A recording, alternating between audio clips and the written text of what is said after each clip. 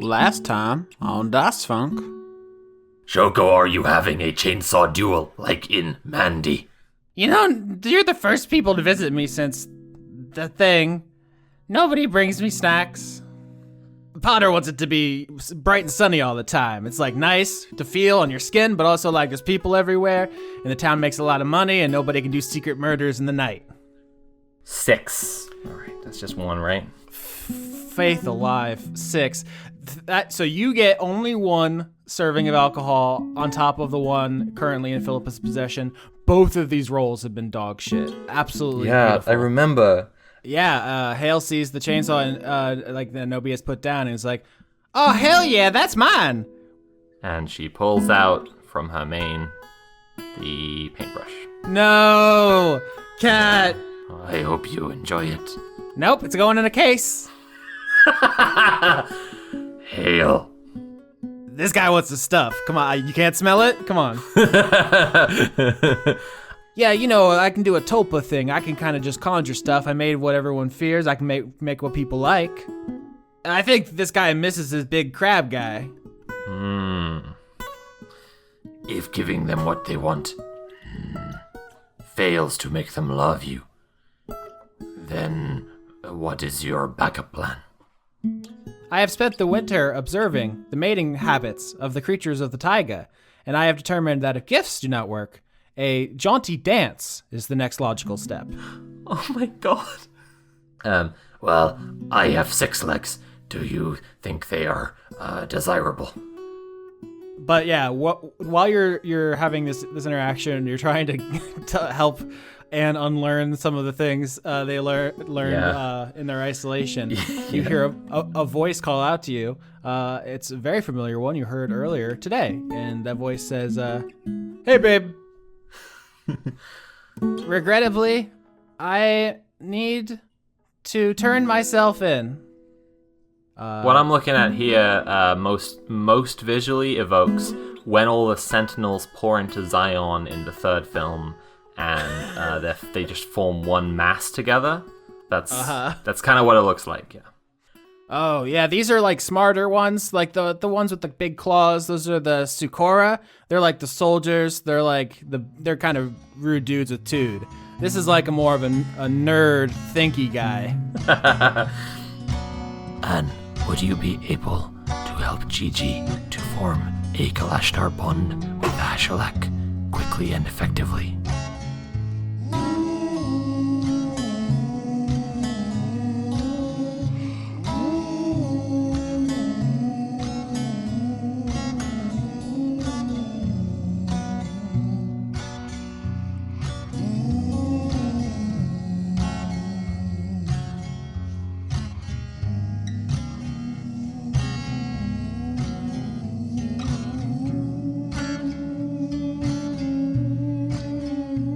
Yeah, it's kind of a speedrun strat if you think about it for Dungeons and Dragons. If you just mute the DM, you can just DM your own story. Yeah. And say you just like, you just get out your dice, you just roll them. You're like, oh shit, I guess I killed everything around me.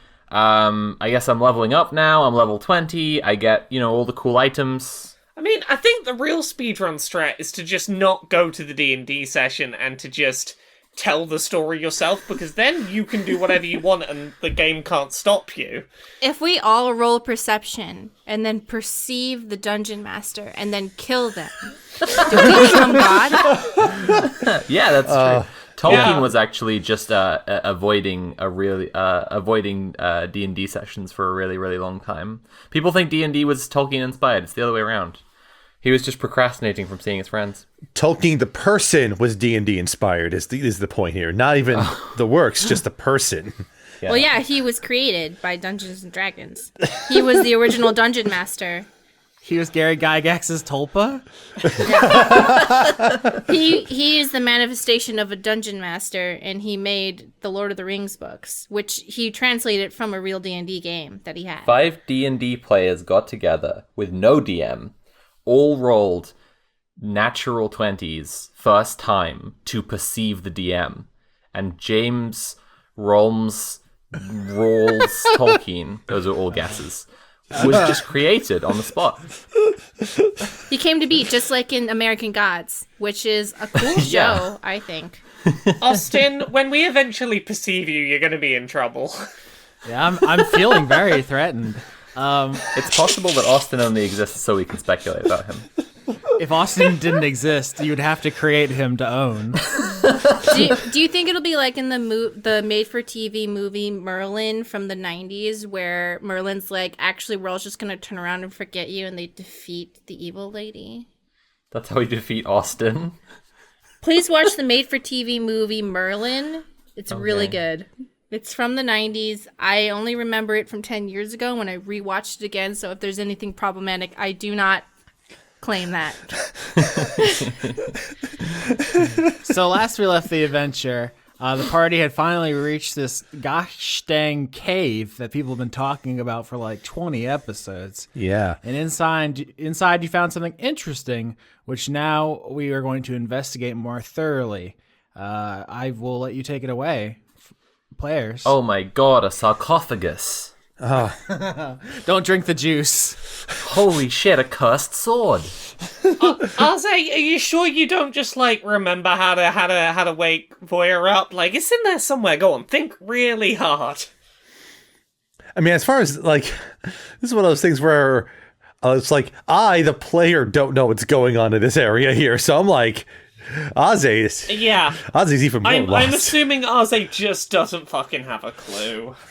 I think Phillippa would ask, do we think that this spell was also cast by the Kitsune? Because didn't Neelith read his mind about how to break the last one?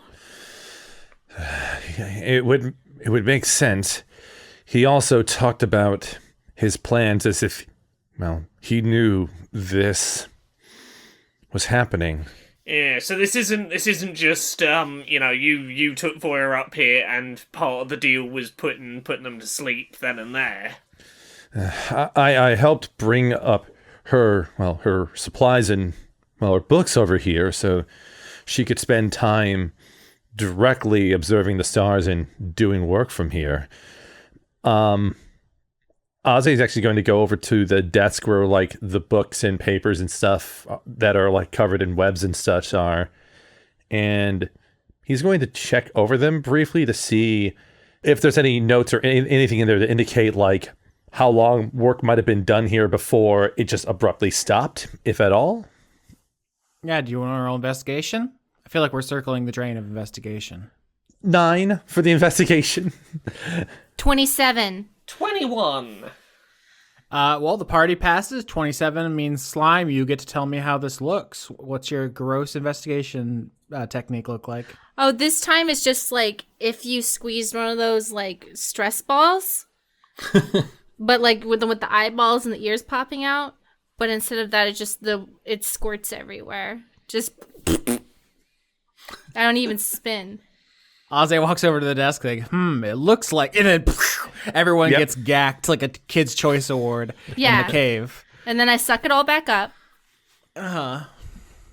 And I'm like, I've perceived things. Thank you. So Slime, you check everything here. You don't see a sign of a struggle. You don't see that this was... there are signs that Voya was here reading. Like it's like scratches in the cave floor where like a chair has been moved many times. Like she gets up in the morning, pulls it out, sits in it, reads, puts it back. So it's not like the moment Aze brought her up here, he put her to sleep or something. It seems like she lived here for a while, which gives you the sense that Aze went back and left her here, and whatever happened to her happened after Aze was already gone. So I think that pretty much clears Aze of whatever happened with the imprisonment spell. And because we already went through the Kitsune arc, there's a chance that you don't know all the Kitsune stuff, just because who knows what you all are going to ask or roll or kill.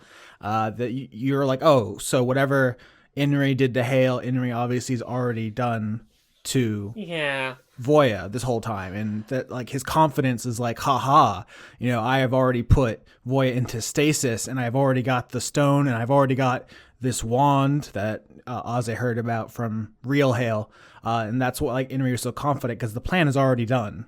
All of this is already accomplished a long time ago. Ozymandias ass motherfucker. What are you gonna do? Shoot me in the head? I've already won. Maybe we can read Voya's mind? Do we got any drugs? It seems like Voya and the Kitsune made a lot of plans together. I mean, if nothing else, the one other person who might know what the condition to wake Voya up is might be Voya, if they remember the act of being put into this sleep, I guess.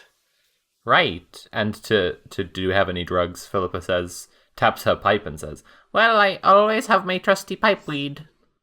Well, we could go into Voya's mind and poke around in their dreams. Does anyone want to come with me? Unfortunately, Just take a nap. that is not how it works. I do not believe. Oh. I figured it was fine since Kat came last time, but that was a drug scenario, so. Yeah, that was like half trip, half dream. All right, well, I'm just gonna spit in their ear real quick, go into their dream state. I'll see y'all later. And then Slime just falls on the floor face down after making a tendril into Voya's ear. Okay, so you don't actually explain the plan to the party. I said I was going in there. Okay. Yeah, I mean, I said, "What? Can we read Voya's mind?" Yeah. I think we're all on the same page. Yeah. All right, and then just how Hecatoncheires goes timber and lands in the middle of the cave. Everyone's like, "Oh shit!" Slam goes, "I'm going in," and then just spits in their ear and lays down. Well, falls down. All right, I'm going to read the spell Dream again. This spell shapes a creature's dreams. Choose a creature known to you as the target of this spell. If the target is asleep, the messenger appears in the target's dream and can converse with the target as long as it remains asleep. The messenger can also shape the environment of the dream, creating landscapes, objects, and other images. So I first I'll set the baseline for the dream, and then you can shape it if you want. I think what you like the world goes black from your perspective, Slime, and then it just immediately like pops back into view like all at once. It's like just waking up. You see a cozy little living room or a cozy little dining room. And it takes you a moment to recognize it because it's decorated differently. But it is the observatory in Grendel, Ozze's house, in other words. And you see a little family sitting around this dining room table having dinner. You see 2 goblins and a hobgoblin, Voya, Inri, and Ozze. Although Inri does look... Actually, in Voya's dream, I'm going to say Inri just looks like Inri, because that's who she actually was in a relationship with. So in her dreams, he does look like a hot fox guy. So that's what you see when you come into Voya's dream. It's just they're a happy family. They're passing the potatoes. Ozze is like younger than he is now, and he's like, look at my star chart. Your puberty was so much for you, Ozze. Your voice. It was so late and so much at the same time. And Inri's like, wow, that's impressive. You did that yourself? Just like much more supportive than he ever was to you in Voya's dream. And Voya's like, psh, you got a long way to go, brat. But in her mind, it's like a tough love. Yeah. Slime appears as slime moon stars because they miss sun moon stars. So they're possessed. They look like possessed sun moon stars. Mm-hmm. Yeah, and your appearance doesn't instantly because dream logic being what it is, it can just like incorporate ideas. So you this weird goblin Asimar slime mold hybrid appears in the dining room, and suddenly there's just another chair, and it like pulls itself out for you to sit down, and there's a plate for you, and everyone's like, "Hey, come in." Hey, hello, Voya. Why are you asleep? Oh, also you're asleep. That was confusing. What's you're looking weird, sun, moon, stars? Oh, I'm actually the manifestation of a creature from beyond your imagination, but don't worry, I'm not here to kill you. Can you wake up? Why don't you roll persuasion to persuade Voya that she is in a dream with advantage because you are using the spell dream, so you can shape things. Nope, that's incorrect. That's wrong. That's wrong. I'm sorry. Oh God. Oh God. I rolled two fuck. twos. They're both two. How? I don't know. Oh my god. Let me double check the spell. See if you can get fucking murked in a dream. I can't. Yeah, it's just, whatever. I can also become a monster and kill him, but that's Don't. whatever. But, oh my god, when the target wakes up, takes 3d6 psychic damage. I could scare them awake. Well, when the target wakes up, you got to use programming language. Just think about the spell. It's not the damage won't wake them up. It's when they wake up, they take damage. If then. So Voya is unconvinced. Yeah, with 2 and a 2, you fail miserably, and I think your control of the dream is temporarily wrested from you by Voya's insistence that you not mess up this perfect family dinner. And like a bib flies over to your face and like covers your mouth, and she says, "Why don't you have the potatoes? I think they're very good." Inri really outdid himself. Your proto-Aze is off. It should be bigger. I'm the perfect size. That was very, are you Nobi secretly in the past? I have nothing I get to add to this. Just But yeah, so the rest of you are in the cave. You see slime on the floor, maybe like shudder a little bit, like, kick a leg or something. Like, that's not good. Voya, do you love Aze? Of course. And Aze looks at you, little Aze at the table is like, I'm right here. Are we talking about me as if I'm not right here? Because you're not here. You're not real. Inri like slams a hand on the desk and is like, that's no way to talk at the table, young lady. First of all, I am an infinitely gendered creature inside the body of a lady. Second of all, this is a dream. I will take the consequences of this. Or is that to me? You're saying you're take the consequences? Yeah. Yeah. Let's do a wisdom contest. What? I have advantage on this. What is this? we only rolled once if you have advantage, so. Oh, right. 15. All right. Yeah, I was going to say, so you rolled a 7 and a 15. So you like try to do something in the dream and it pushes back. Voya has been in this dream for a couple years at this point and has pretty strong control over it. But because you're using this powerful wizard spell, it's a 5th level spell, you're able to overcome that. What do you do to the dream to assert some power here? I make proto-Aze into full-grown Aze looking distressed because they've been accused of murder. Oh, damn, that's good. That's real good, yeah. Yes, Skitch, feel free to character voice here because I can't do it. I just... These potatoes are delicious as always. I just wish I could enjoy them with earnest. It's been tough lately. Quit your whining. The potatoes are your favorite.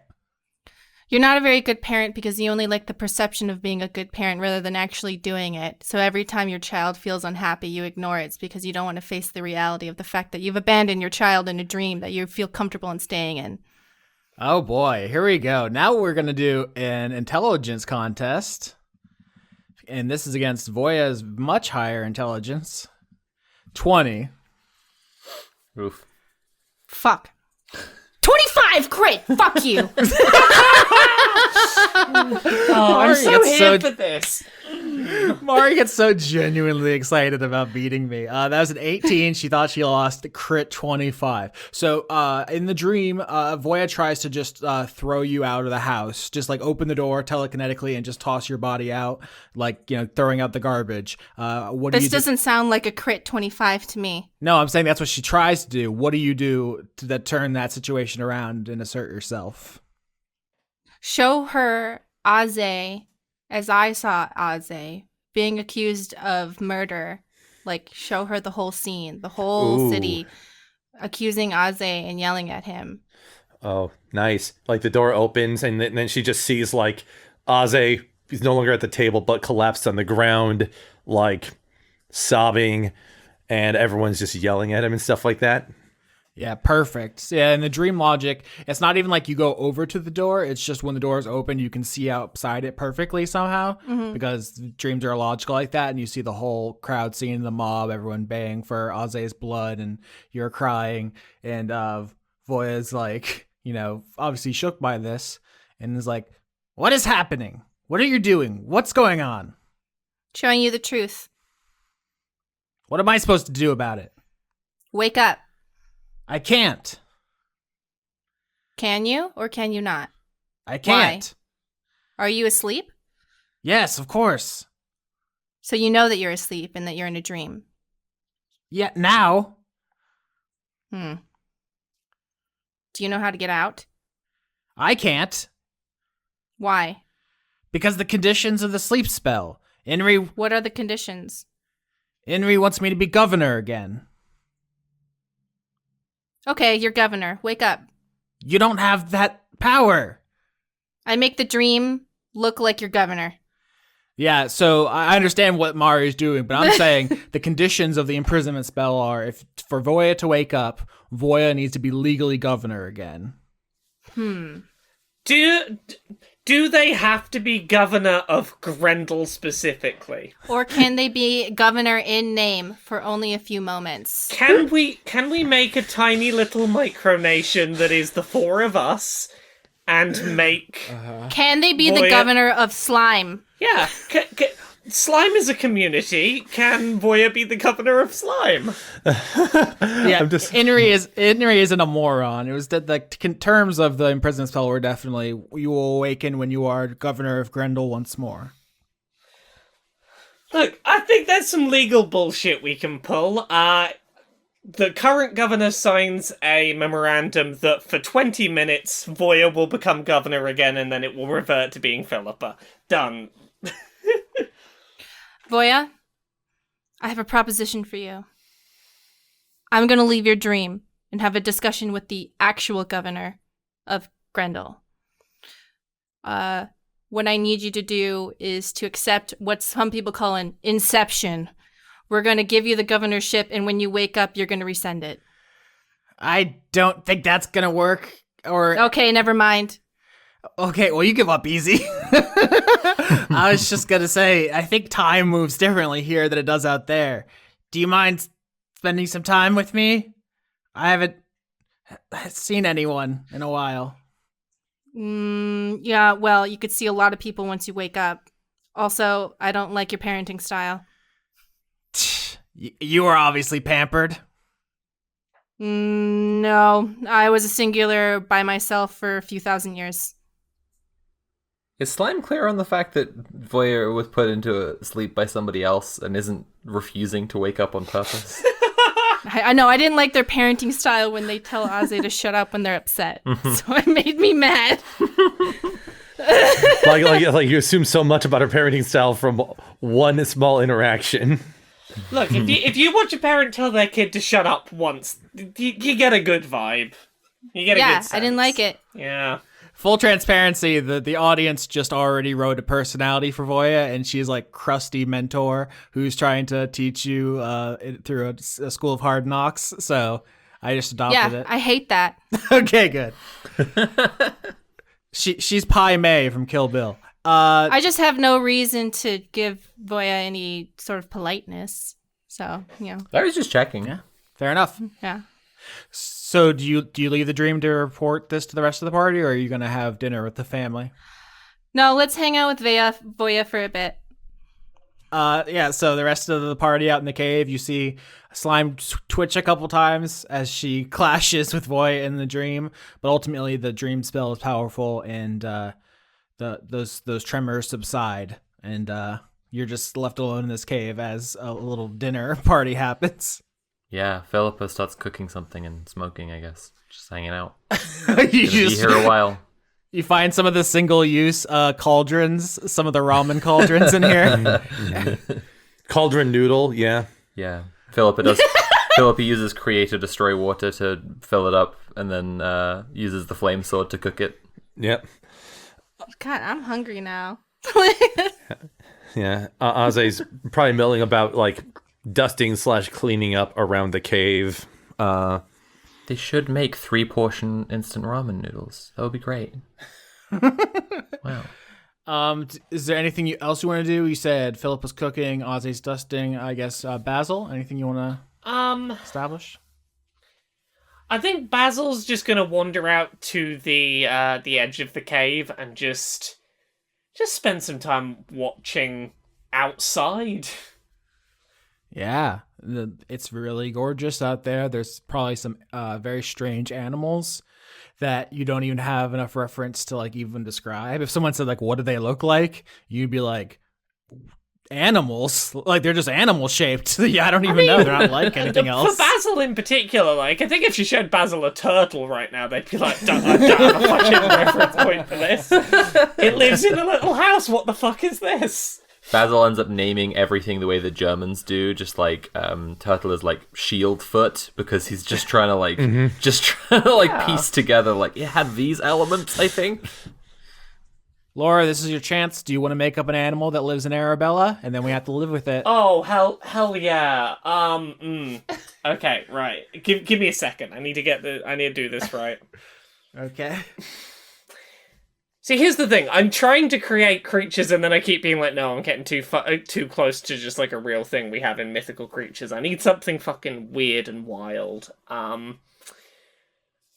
think we start with a very big platypus as the base. Yeah. We give it some wings, but like some real skeletal wings. Oh no. Replace the legs with polar bear legs. Okay. There you go. There's nothing like that currently. That's something new. A big platypus with polar bear legs and skeletal wings. So a flying polar puss. Got it. Yeah, a flying polar puss. Wow, that sounds nightmarish. All right, that's suitably terrifying. I assume carnivorous. No, not at all.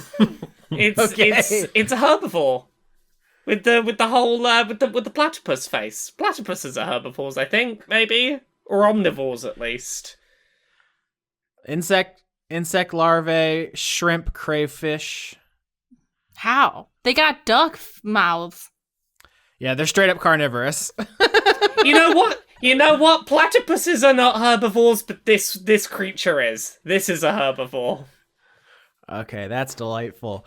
So that's what you're doing. Back in the dream, Slime, do you have anything to say to Voya before you leave? You're all enjoying your after dinner cake. You're having a little coffee cake. This is a dream. Nothing is real, so it can be whatever they want. You could be having cotton candy for dinner in Bigfoot's house on the moon. It doesn't matter. It's a dream. Voya, your parenting style has resulted in Ozzy being unable to communicate their feelings in a way that makes them feel safe. That's your fault. Now let's get out of here. That's all you have to say to me? Criticism? Yeah. I don't really know you. Can you two please stop fighting? It's making the potatoes taste worse. I'm sorry, not real Ozzy. We're on the moon having this conversation. You're still eating the potatoes. Everyone else is having like 6-story tall ice cream sundaes. You just still have the same plate of potatoes. He says he's a slow eater, okay? When you wake up, you need to be more emotionally available for Ozzy. Inception.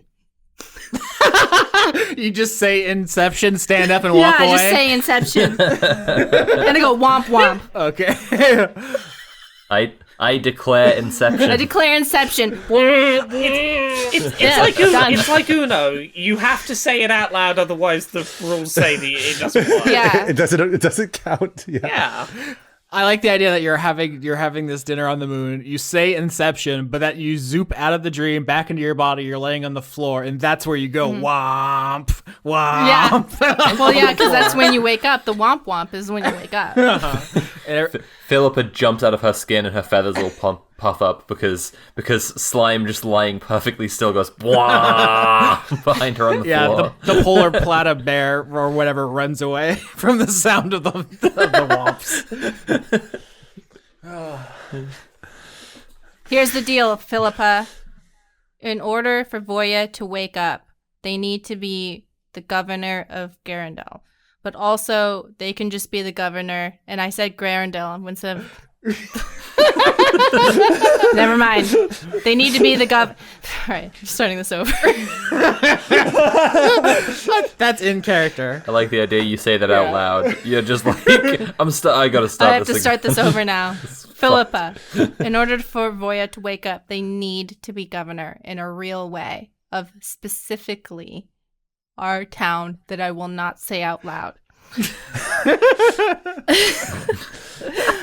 This has a great So what energy. we can do is we can either trust that they will be governor and then give you back those rights, or we can come up with some sort of wibbly wobbly contract and see if that works. Or we can leave Voya here forever. Because I don't really like them. Oh, why don't you like them? I don't like their parenting style. Oh. Phillippa. Everyone looks at Ozzy like, what? He turned out fine. He's not a crying mess constantly.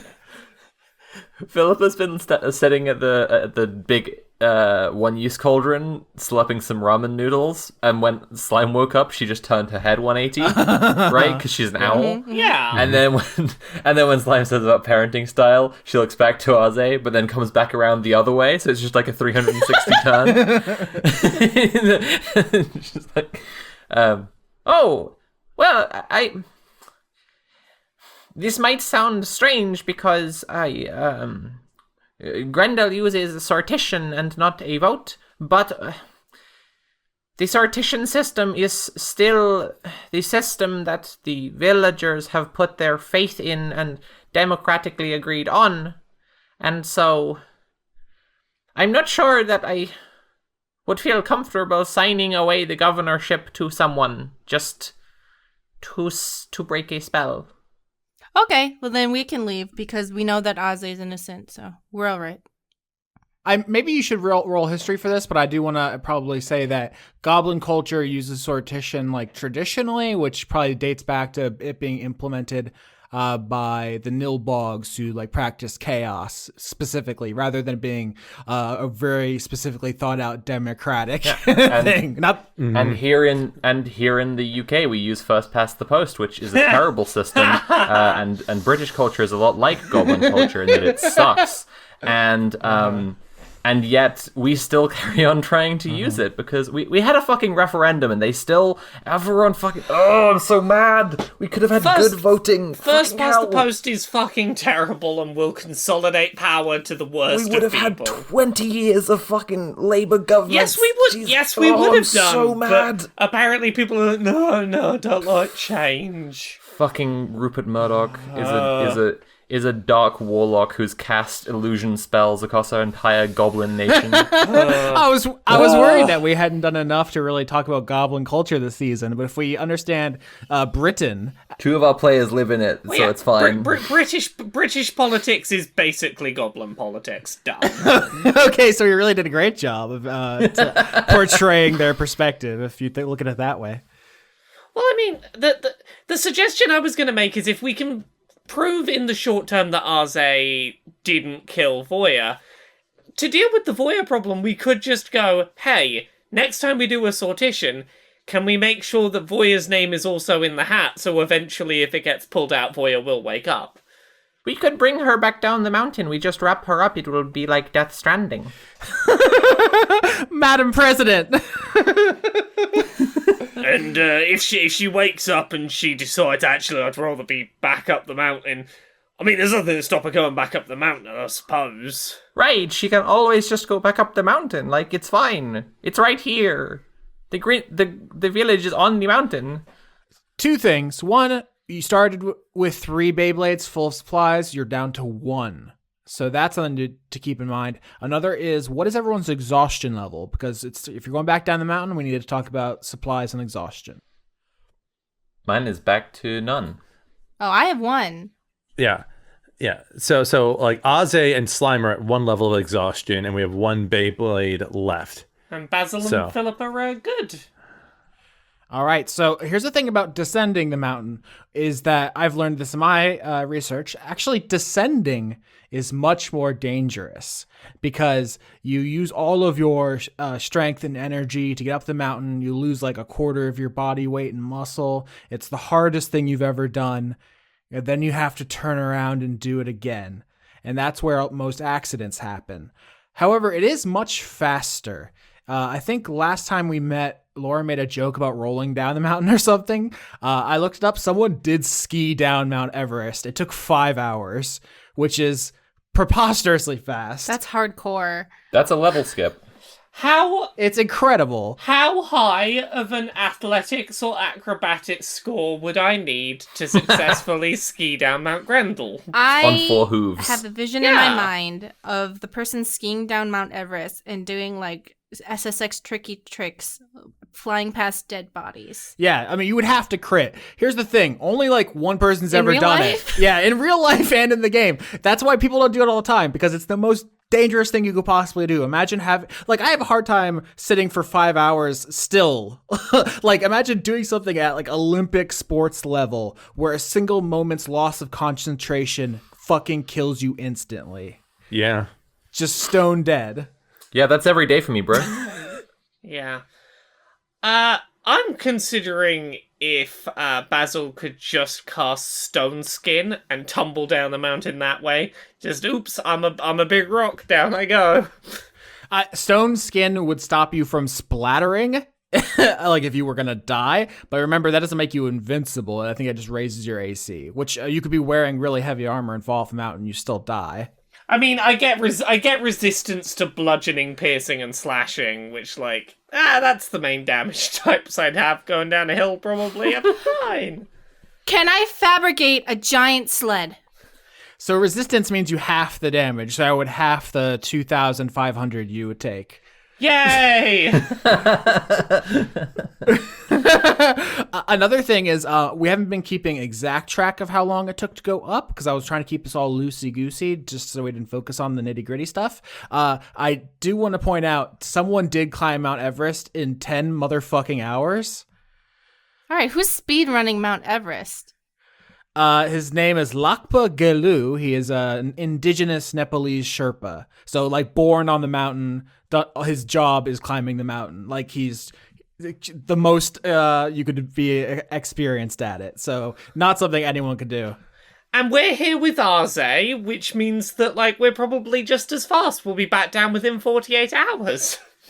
That's another thing is that because it usually takes 2 months to go up a mountain like this, because you have to acclimate to the elevation and you have to carry supplies and nothing's magic. But because you live on the mountain, you're already acclimated to it. You have a bunch of magical equipment, et cetera, et cetera. You did, I think, 4 days, 5 days. You made great time. Is what this whole thing, this last interminable 10-minute speech I'm giving right now is to say you're making great time. The question is, do you want to make a dangerous amount of time down, or do you want to take it easy? Can I fabricate a giant sled for us all to get on and ride down the mountain? I mean, yes, you can. You can use fabricate on a tree up here to make a sled. That's not going to be like, oh, you're back. It's going to change the math on some rolls. Yeah. And it'll also increase the danger of the descent to some degree. The faster you go, the more dangerous it is. There's no way to skip that. The question is how fast and how dangerous. Would everyone want to ride a giant sled down the mountain? I mean, yes. I mean, I could just jump off if it goes badly and fly. Yeah. Yeah. Not to sound like I don't care if you all plummet horrifically to your deaths, but I would be fine with that. I could turn into a rock, and then also, I think I can do something to halve my damage again. Steel Resolve, Forged Body. I can have my metal show up as well. So, like, I'll probably be fine if we hit something.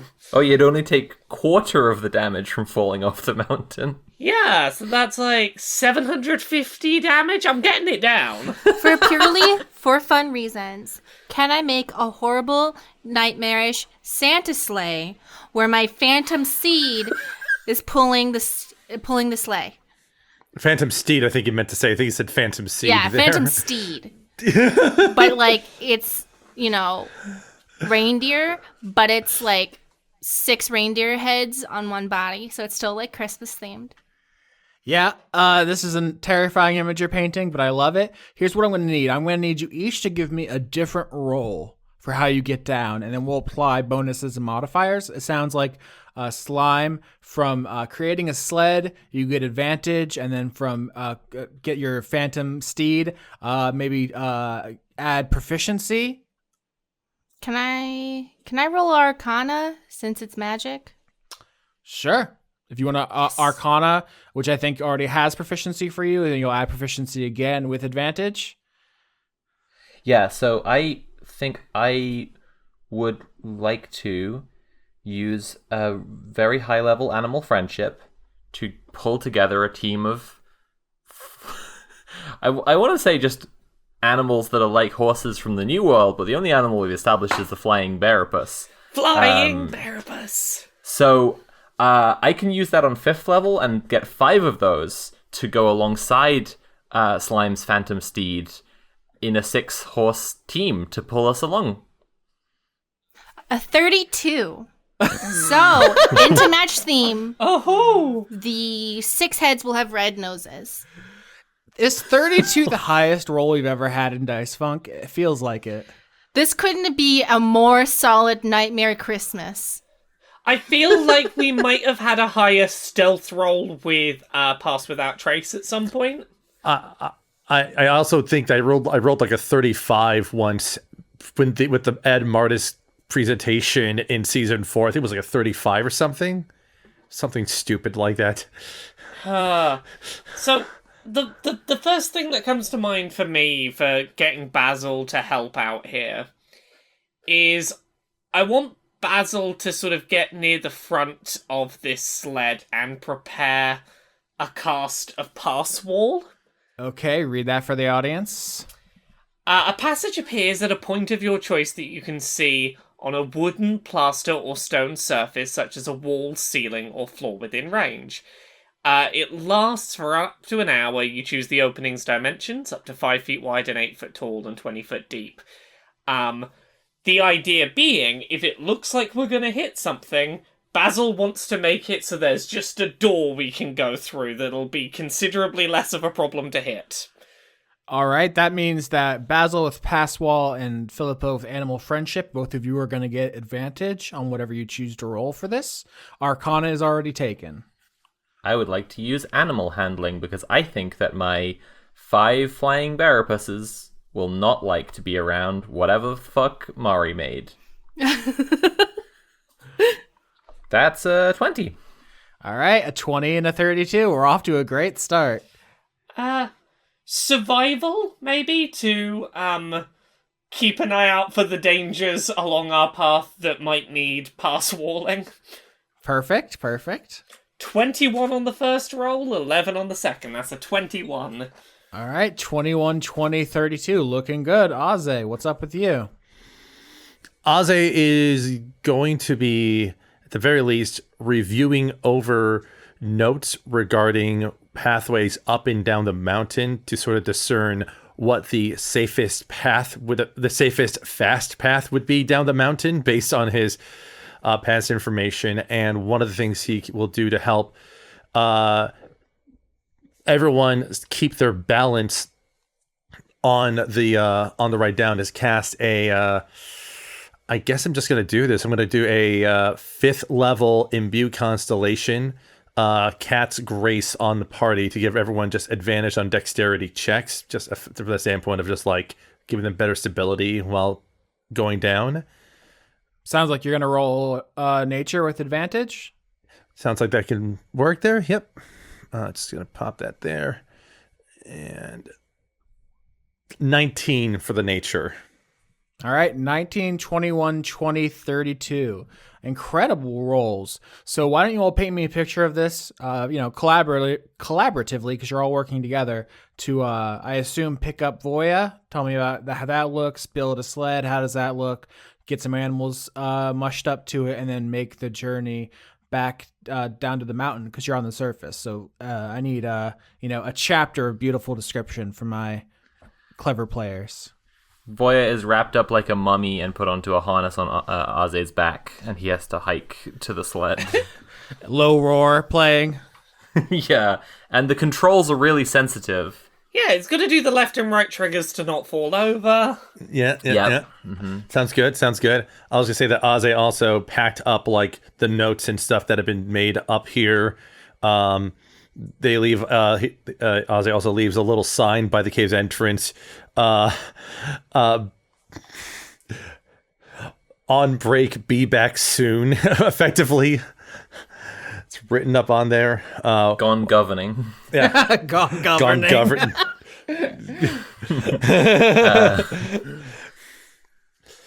I don't think Phillippa wants, I think that it's just like turn back around and go back the way we came. She has no reason to like do anything to the cave, so yeah. They wrap up Voya safe and put her on the sled. I think would Phillippa down the rest of the ramen that she made? Oh yeah. She's had all the noodles at this point, or they've all shared the noodles at this point. So she just picks up the plastic instant cauldron in her wing hands and chugs the remaining salty water. Basil positions themselves at the front of the sled, ready to pass wall if needed. And then instantly feels a little bit weird because they're sat right behind a lot of other four-legged. Oh yeah, yeah, like God. Should I be helping out? No. Planet of the Apes moment. That's not me. Not me. So the sled is like on the tip of Mount Grendel that pokes through into the new world, so like where we're about to start sledding down, right? And once everything's loaded up, I think that Phillippa takes a look around at it. And kind of just the peacefulness of it compared to the world they've come from. And she takes like a big sigh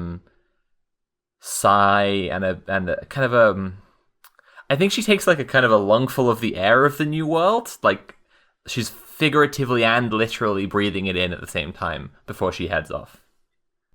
And she's also probably on the back of the sled to talk about like with Basil's positioning.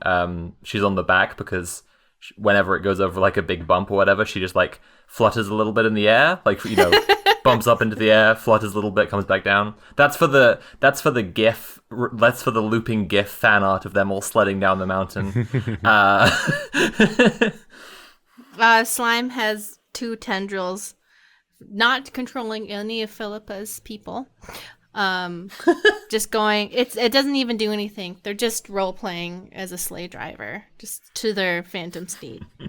Just role playing, having a good time.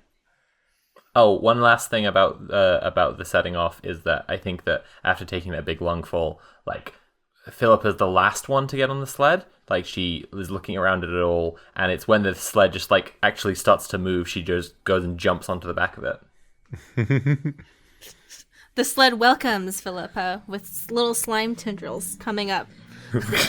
No, you're gonna have Austin going, ride me. Ride me.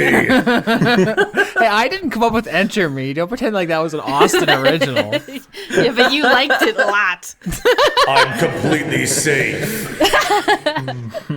All right, so let's have some checks to see how the sledding goes down the mountain, because we're off to a great start. Some incredible rolls here.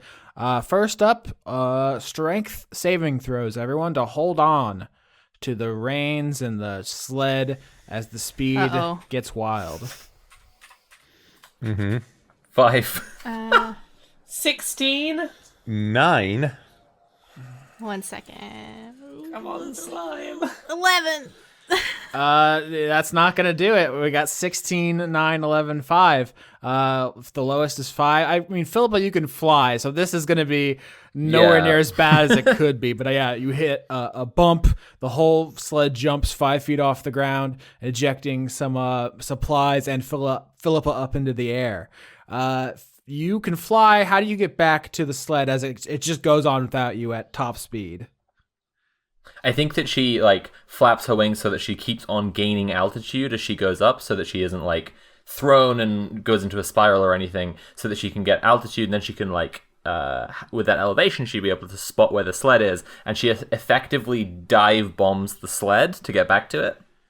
All right. Let's see here. Acrobatics check. That seems fair. 18. Yeah. Describe to me what you do there. Well, she was knocked off, all the supplies went flying. She was, on the back of the sled smoking at her pipe, and when she was knocked off, her pipe went flying out of her hand. So it's a real I don't know, this feels like a Marvel movie kind of. This is like a Spider-Man action moment. Like the pipe is way up in the air, she's flying way up in the air. She like calculates, she looks, she swoops and grabs it and then lands back on the sled. Joss Whedon claps. We're all yeah, exactly. Yeah, so narrowly avoided losing your Phillippa there, but the sledge continues down the mountain. I have another check in the chamber for you, but does anybody want to say anything to each other? Because the wind is whipping in your face. There's crevasses, there's mist, there's sheep. It's just a whir of stuff going by you, and you all are very aware that one wrong move here and you could slam into a wall and kill half the party. I suppose if we check with Voya later and she does not want to be back down the mountain but also doesn't want to be governor, should we put her back up the mountain? She can get herself back up if she doesn't like it. Look, I'm sure we can send Voya up with whichever group go up next. Go like, hey, can you take this body up with you and just put them in a nice cave? They'll be fine. That's true, and we can strap a baby to their front as well. We will give them free monster energy so that they can get up the mountain fast.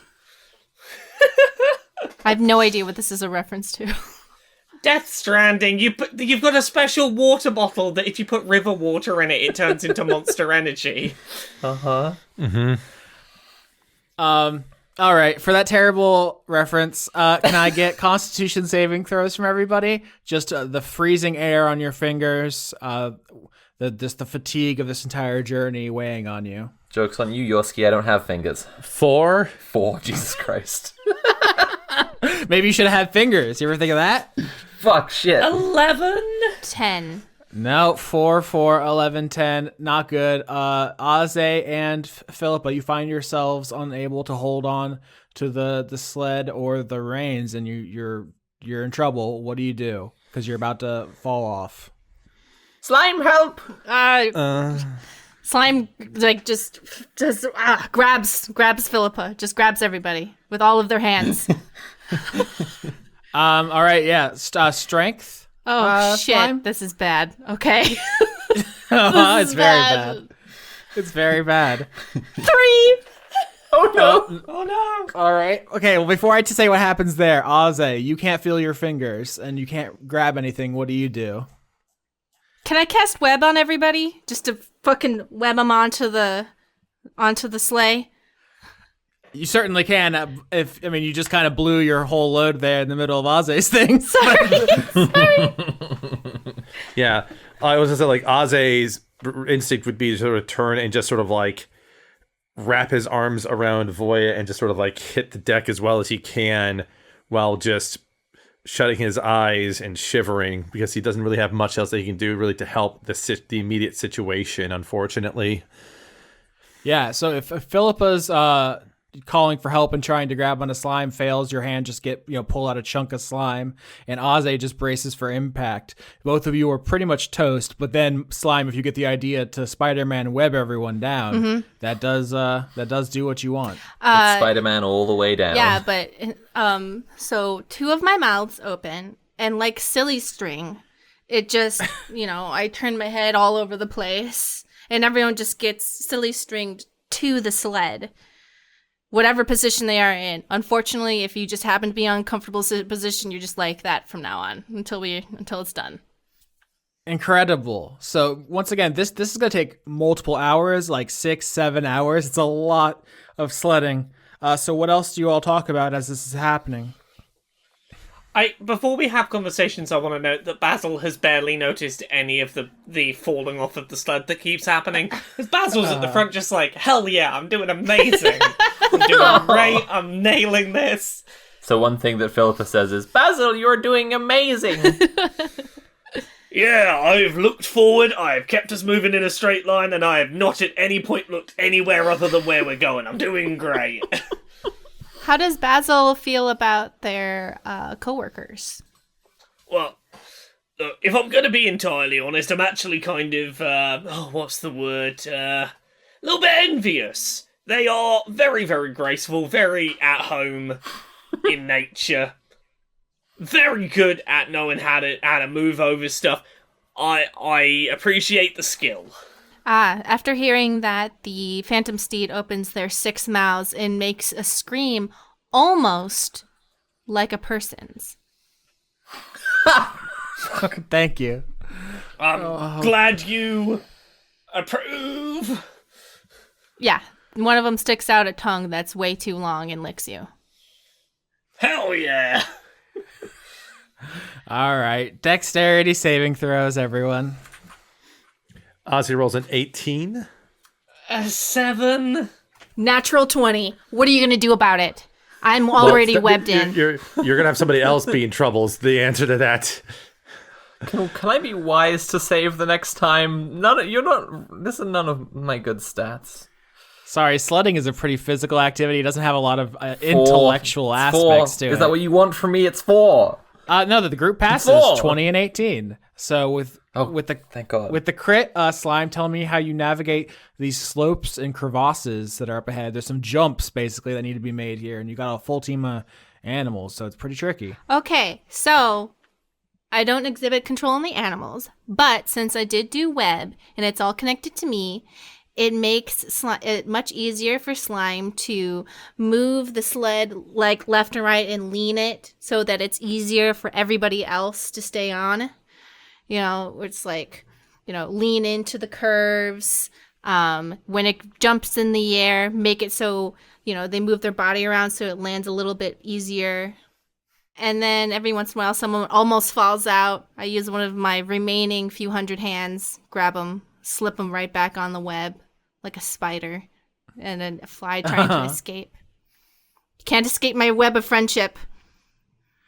Okay, the web of friendship comes through, and the party jumps the crevasses, takes the hills safely, and continues down the mountain at a really solid pace.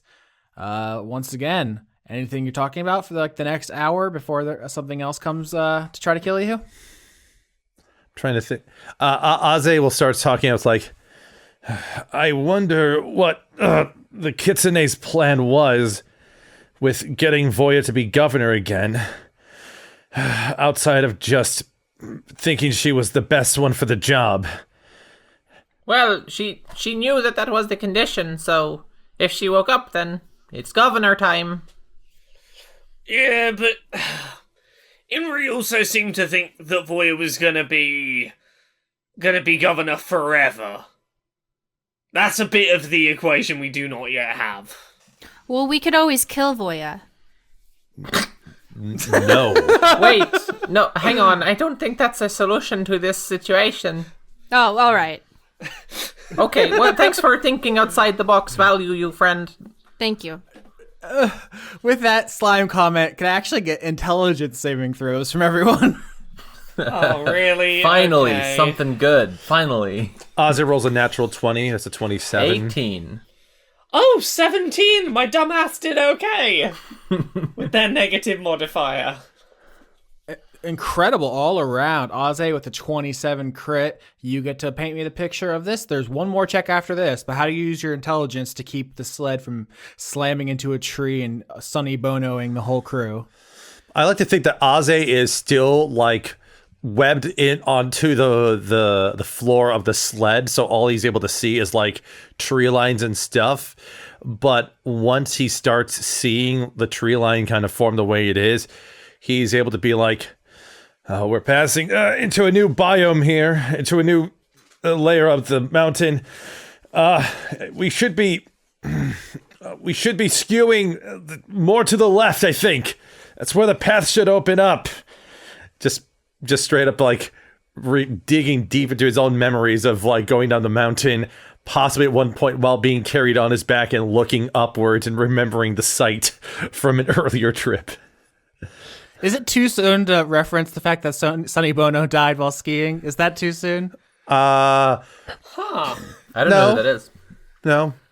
Oh my God, Sophie, you're so 25. And loving it. Unironically, Sonny Bono is responsible for copyright law as it currently exists. Yeah, I was going to say, because he originally wanted it to be even longer and more just absurd, but it got rolled back. I'm glad he died. Yeah. Famous for being in the musical group Sonny and Cher, but probably more importantly, helped the legislation that allowed Disney to mangle American copyright law, and thus international copyright law died when he hit a tree on a mountain, which was the joke, and then I made it, and then I realized it might be insensitive, but also fuck him. So If he'd stayed alive, he might have made copyright law even worse, as hard as that is to imagine, so... Yeah. Good. That's my take. Well done, the tree that got him. I didn't know we were going that far. Apologies to the family. Critical support to the tree. Jesus. Yes. To the family of Sonny Bono who are definitely listening to this. Wouldn't it be great if that's how we got canceled? It wasn't any of the disgusting body horror of any of the political stuff, like the communism. It was just like we made fun of one dead-ass celebrity. Or is he dead? If that dead-ass celebrity didn't want to get made fun of, they shouldn't have tried to make copyright law shitty. Yeah, I know about all these topics. Yeah, Mara, you're really the expert. I always say that about you. Yeah.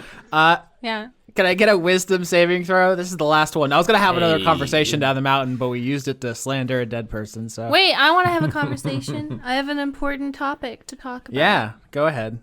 How does everyone feel about me using Neela's petrified remains as an arcane focus?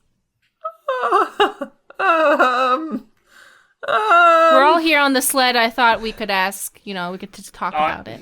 I worry that might unsettle some of the villagers. I feel like that might be... I don't know that everyone in the village is going to want to be reminded of their friend's death every time that the watch does some magic. What if I swallowed the bottle with her putrefied remains in them? It's still pretty objectifying. Okay. All right. We'll bury them.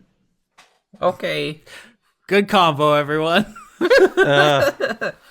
All right, wisdom saving throws then, I guess. Thank you for giving me the wisdom throw. Ooh. 19. 18. 18. Ozzy rolled a natural 1, so it came out a 10 because, plus 9. You got a botch 10. Yeah. Oh, this is so good. Okay, so I wanted to give saving throws for every possible ability score except for charisma, because I just don't think that's really relevant for skating down a mountain. But the success means the party is going to get down, but the botch means I get to be a bastard. So, let me do something real quick. Oh, you fucking bastard. Austin being a bastard to his players? Inconceivable. I feel like men are bastards, as they say on Rolling with Rainbows. That is a thing that people say sometimes, yeah. So the sledding is going super well. The party hasn't lost anybody. You haven't crashed, and you can even see Grendel in the distance at the foot of the mountain. When suddenly essentially a volcano of snow shoots up out of the ground. There's a fissure and just a spout. And you see rising out of the ground ahead of you is 30 feet of blue foot-loving centipede. Oh, shit. That's a big boy there. Can we just go around? Well, that's a good question. The Remo rays... 130 feet. Yeah, that's so many feet. And it loves every foot. Do I have enough hands for each foot? Yeah, you could hold every foot tenderly. I have an idea for a potential creative spell use. Okay. Okay. How do I do this? So I want to creatively use Pass Wall. Okay, you burned a slot for it before and you still have a slot to use it again? Did I use it earlier? We hadn't come across a point in the mountain where you'd said there is a thing that possible gets used up on. No, you spent the slot to get the advantage, but you are a warlock, so I assume you actually. Yeah, because we rested up at the top of the mountain. We did a short rest, didn't we? Which I can get. Yeah. I can get some slots back. Cool. Okay. So one of the things that Pass Wall can do is when you create a doorway on, let's say, a wall, a ceiling, or a floor, which there is one of available here, any creatures or objects that would be where the passage is are rejected to an unoccupied space that isn't the doorway. I want to make a doorway underneath this thing to force it out the way. Your plan is that it shoots out of the ground, and then you just cast a spell and it shoots right back in the ground again. I mean, basically. It says when the object disappears, then the ejection happens, which is after 1 hour. Can I deliberately dispel my own spell? Usually that's with concentration, which this is not. But I think there is something here. If you create a passage on the surface below it, 20 feet deep, you can drop it, yeah. I could create a 20-foot hole that it falls into, essentially. Yeah, let me see. You know what? This is pretty interesting and pretty clever. And you're a warlock. You only have a couple spell slots, so you're really committing your resources to it, which is good. Here's what I'm going to do. I'm going to have the Remarays make a dexterity save to try to not fall in the hole. It's very big. These are like dragon size. I said before when you fought the young one that this is challenge rating 11, which means it can take a party of level 11 characters. You're a party of level 10 characters. So this guy is not a pushover, but I'm going to honor this very clever idea with a roll. Here it goes. This is the Looney Tunes moment where it goes up in the air, the ground disappears out from under it, and then its legs spin in the air to try and move. That's what I'm hoping. And all of its legs hold up different signs that says, oh boy, in different languages. Yeah, he looks to the camera, he's like, oh. The question is, does he look down? Because the gravity only starts when he looks down. That's true. Dexterity safe to see if he looks down. 11, that's not going to do it. That's not going to reach my spell save DC. So what's funny was because this Remarays is the parent of the one you killed. During that episode, Mari said, does this one have any relatives or something? And I put that in the last time on Dice Funk to like foreshadow the revenge of the Remarays. But instead, you put it in a hole. I just let it fall down a hole and I shut the door behind it. Done. As we sled past, Phillippa yells in the hole, "That's how that feels!" I think, okay, tell me if this is a good mental image, because it's 30 feet long, you drop it in a 20-foot hole, so its head is still sticking out, but I imagine you just drive the sled through its head. Oh my god. That's so mean. I love it. I knew you were going to say that, Mari. So that's where I'm at. What do you all think? If it's like it rips up out of the ground in front of you, it's gonna knock your sled over and eat you. It's fucking enormous. Basil drops it in a hole and it tries to, it's just its head's peeking out, and you just drive like in its mouth and out the back of its brain on the way to Grendel. Oh my god! This is a real Looney Tunes to Coen Brothers pivot in terms of the action we're experiencing. I'm very here for it though. Yep. So the end of this journey is the sled kind of sliding into Grendel, like right up to the edge, the last of its momentum, as you're all covered in guts. And the sledge comes to like a stop right at like the boundary where the village starts, and all of you are just head to toe fucking slimed, just gacked. Exactly when the momentum of the sledge stops and they're all covered in Remorays brains, Phillippa casts Create or Destroy Water to just dump a load of water to wash the brains all off them.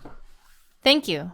That's the image as you're all like shivering at the edge of the village. It's fucking -20 Fahrenheit out, and now you're all freezing, soaking wet. And a good neighbor robot walks up to the group. It is the Farmer Applewhite robot with a rake for one arm and a thresher for another, just a spinning cylinder of blades. and it walks over. Can we tell it's blue? Yeah, it is. The blue slime mold is kind of oozing out of its joints, so it's not a mystery what's going on there. Oh, hey. What are you doing? The good neighbor robot waves. It does not have a mouth or lungs or... Hi, Mold. Why are you here, Mold? I wave back. Where's the main Mold? Can you take us there? This good neighbor robot kind of gestures as if to the invisible perimeter of the village, like as if there's a border in front of it between it and you, and just kind of indicates there's a border and stands at attention at the border. Mold, can you get Nobi or someone who knows us, please? Yeah, the good neighbor doesn't respond, but after a couple minutes, I think you can see Nobi in the distance, like walking in your direction. So apparently some slime mold slipped out of the robot and went to tell main mold, who told Nobi. Hey, we're back. Hey, what are you all doing back? Why is Ozzy alive? Because Arze didn't kill Voya. Voya's here and alive. She looks dead to me. No, we just had to wrap her up like a mummy to keep her safe on the sledge because she's asleep. Yes. Aze is innocent of all charges because we went into this terrible parent's dream. She's not a terrible parent. Oh, you don't need to defend your abuser. It's all right. Yeah, Inri put Voya to sleep. Well, I just dumped water on all of us because we were covered in bug brains. So can you tell this good neighbor to let us in and we can go and dry off? Yeah, sure. Let him in. Nobi starts walking away, like till it leads you into the village, and says, "It doesn't really matter. Professor Gigi already confessed, so good job on the investigation." Gigi confessed? Yep, he's in the gender-neutral confinement area, so good job, ace detectives. You really cracked this one. I think we should probably go talk to Gigi. Oh my god! Nobi, is there anything blue coming out of them? Yeah, there's a lot of blue. Mold's here. Do you want to talk to Mold? Yeah.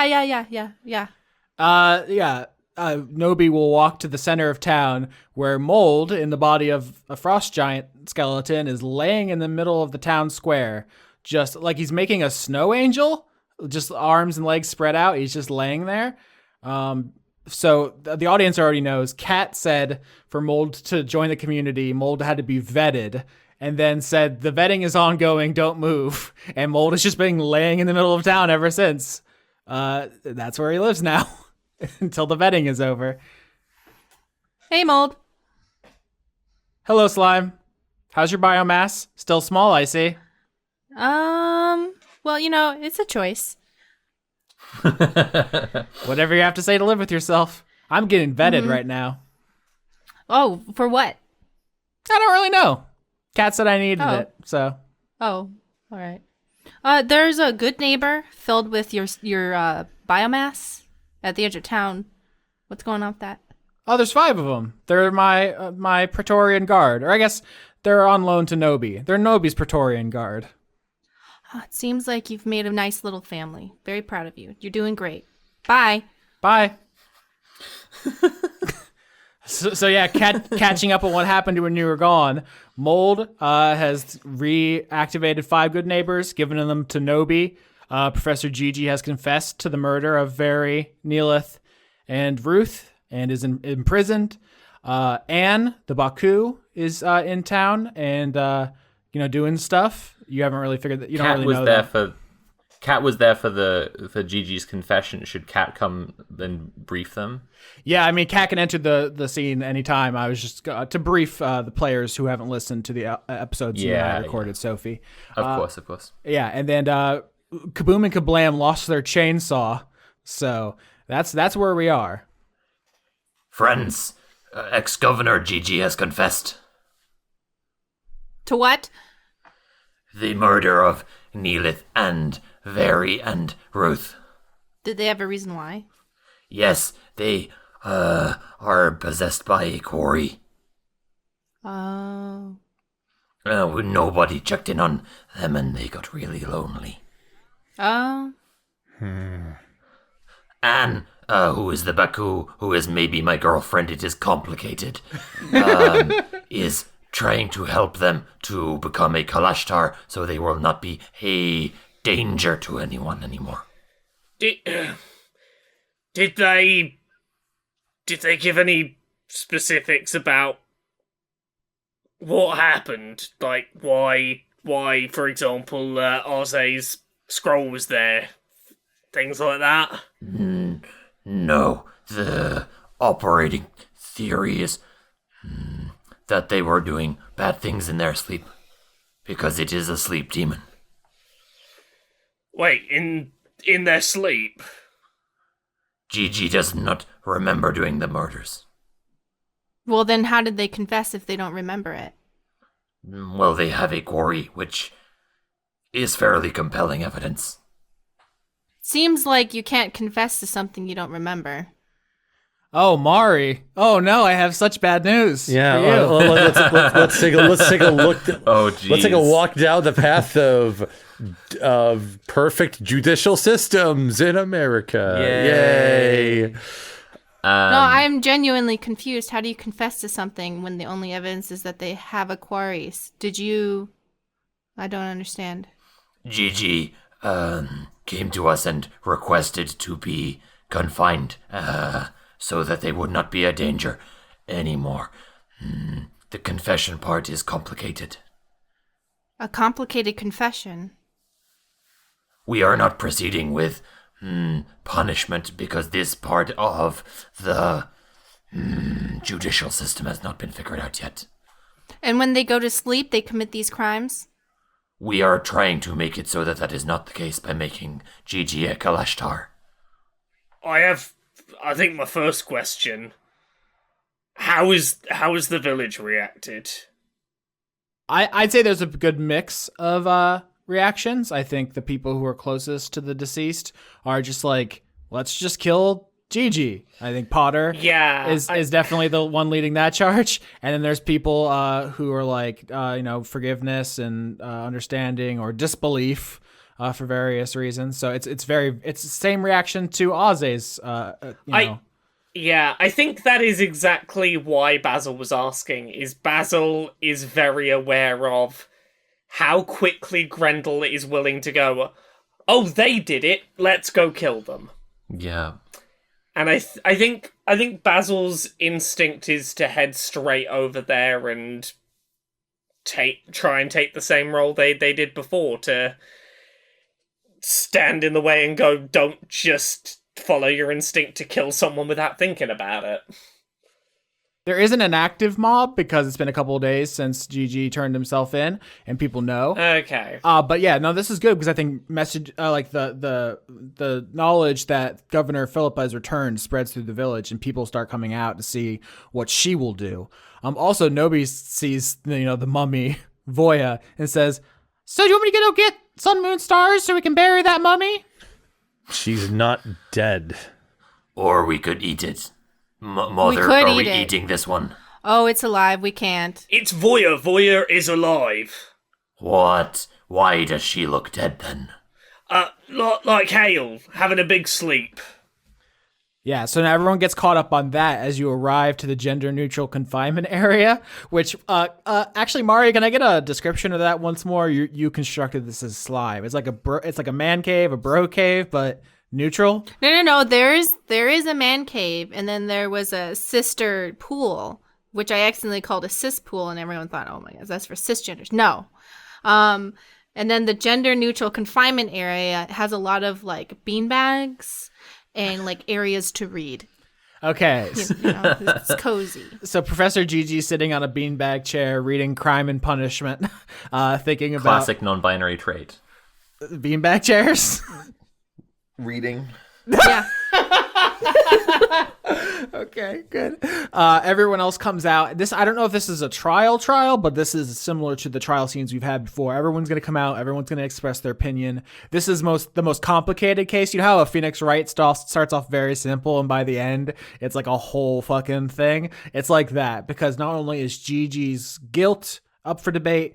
The decision to let him become Kalashtar is up for debate. What to do with Voya is up for debate. What to do about molds up for debate.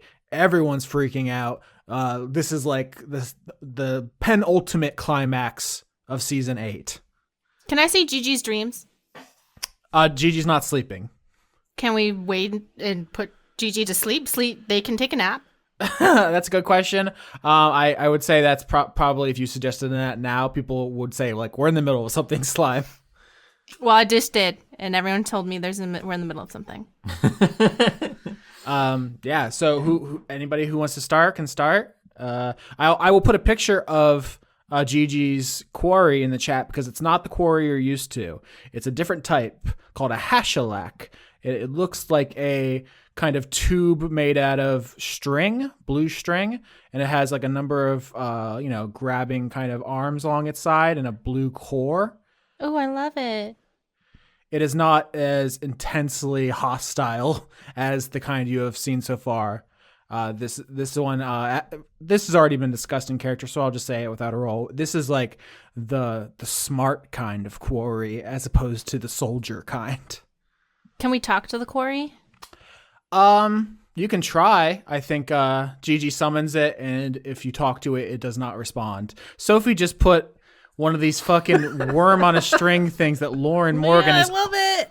Lauren Morgan's always talking about these. What are these worm on a It's worm on a string. It's a worm on a string. Yeah. Anyway, that's what the hashalak looks like. Yeah, it's a blue. It does. It's a blue worm on a string. God, I thought we had gotten rid of this. It returns. It returns. Look, you made the choice to have the worm on a string in the campaign. That's on you. Et in Arcadia, worm on a string. Yeah, if someone says to the quarry anything, it will just kind of float there unresponsive. Anne, can you talk to the quarry? You are from the same neighborhood. Yeah. So Anne has been the last couple of days trying to work with the hashalak and Professor Gigi to, fuse them permanently, which is seen as, one of the only desirable outcomes of this situation. And Anne says, it's kind of hard. The quarry don't really have that much personality. They're kind of like limbs of this thing called the Dreaming Dark, which is kind of like this evil nightmare that seeks to devour all of existence. And I'm not saying they're all bad. Some of the quarry turn good, and that's why they join people. This one isn't attacking, so that's good. But it's not helping. I don't know what its deal is. It won't answer me. And if Gigi went to sleep, would we be able to speak to it more clearly in the dream world? Nah. You and me, Anne? Nah. Second of all, don't fuck with my daughter's feelings. Oh my God. Figure out what you want. Oh. I should say, if the players would have noticed this a while ago, and the audience already knows, but I want to reiterate: everyone has new styles. Nobi has dyed his fur. Has dyed his fur black. Anne is very stylish now. What Kat? Did you get into a haircut? I think. Oh Jesus, did I? We had a fashion montage. Yeah, we did, and I can't remember what I did now. Also, Kat, I love your new hair. Thank you, Mother. So do I. I'm trying to remember what it is. The first time I took care of a village, they all died, and I see that no one has died. You did a great job. Yeah, I'd forgotten all about Kat's hair because of Nobi's final form sicko mode makeover. I've been fixated on this. Nobi's dark now. Yeah, Nobi started as a Wooloo and is now a dub wool. Mega Nobi. Yeah. Look, I'm gonna suggest something, and I don't know. I just want to get this out there. Gigi does not remember doing these murders. I think that there is compelling evidence that someone with a quarry may have done these murders. We do not know that there's not someone else in town with one. That is true. This is why my priority has been making Gigi no longer an imminent danger to everyone. I apologize if this is frustrating for the audience, but law school is like 90% reading cases where people confess to crimes they didn't do. That's like the majority of it. It's extremely common. Exactly. And I think like the other question Basil's going to ask is, I don't know much about how the Kalashtar thing works. If the quarry did the murders, and Gigi fuses with it and becomes a Kalashtar, will Gigi know whether he did the murders or not once he's fused? Anne says, well, listen here. Becoming a Kalashtar is not two people in one body. It's one person in one body. That's why it's so hard. You kind of have to empty them out halfway and then fill each other up with them. And, like, they don't have separate personalities. They're one thing, you know? I know they don't have separate personalities. I didn't know if memories were a thing. I felt like it was a sensible question, but apparently not. It's perfectly sensible. You just don't want to remember the entire dreaming dark. Your eyes would pop and your ears would bleed. No, but like, you know, can you go, hey, thing that's part of me now, what did I do that? Did I do that? Are they in front? Like, are they like floating around on top of Gigi? What are we seeing right now? Yeah, Gigi's sitting on a beanbag reading Crime and Punishment, and the Hashalak is like floating behind him like a JoJo's Bizarre Adventure stand. And how is it going filling Gigi halfway, or emptying him and filling him up again? It sounds so erotic when you say it like that. Can you say it a different way? Oh, how is it going? Getting Gigi filled up good. No, wait. How is it going making Gigi all full up? No, hang on. Never mind. It's fine. It's fine. No, I tried, and that's the only way I can say it. It's really difficult, actually. I've never done this before. You know, there's a reason people wanted Ruth to do this. Apparently, you know, that would have been something. I actually... Nobi, didn't Ruth teach you feelings, meditations? Yeah, so this is a question. I mean, obviously, we know that during a downtime, Nobi went to Ruth and asked and was granted special cultivation techniques. Has Nobi told anyone about that specifically, or we just know that Nobi went to therapy?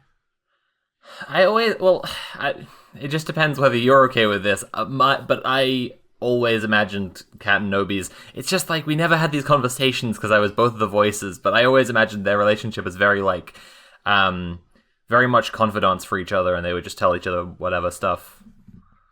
Yeah, that's fine. I mean, I can definitely see someone with a sheep's brain just letting it slip that they know some thought cultivation techniques. You know, that's not out of the realm of possibility. So if that's the case, Nobi, you know, would say, yeah, I think they both have to really trust each other and like want the same thing. And I think right now, you know, Gigi's all guilty, and Quarry doesn't give a shit because it doesn't know anybody that died. Who cares? Does the Quarry understand what's happening? It sounds like you want to roll insight. You keep asking me insight questions. Is that what you want? 7. Fuck. That was you. on Phillippa's character sheet, but so Phillippa looks at it for insight. Yeah, you know what? Sure. Phillippa, 22. 22, yeah. 19 insight. All this conversation in front of the Quarry, I think Slime is like trying to brute force the conversation and the communication. Phillippa, with your 22, obviously also Basil got a 19, but with the 22, I think you pick up on something, and its body language is interesting. Like, it has a blue glowing core inside of its worm on a string body, and this core is kind of flicking around in such a way as to take in the whole scene. And I think you intuit that it's biding its time and listening and watching and trying to figure out the best thing. Like it's playing a poker hand with a perfectly placid face. It's not communicating because it's waiting to see what would be most beneficial. It's not. It is perfectly capable of communicating. It could talk anytime. It's choosing not to, and it has no. It doesn't feel like threatened. Like no one's like talk to us or we'll torture you, which might work. Not that you would do that. I'm just saying like that might be a thing. Like it doesn't have any reason right now until it knows who's gonna win. It's gonna side with whoever wins. That's all that matters to it. I think Phillippa says very levelly, like not necessarily intimidating. Not necessarily trying to intimidate, but she says, "Did you kill my friends?" Roll persuasion. Okay.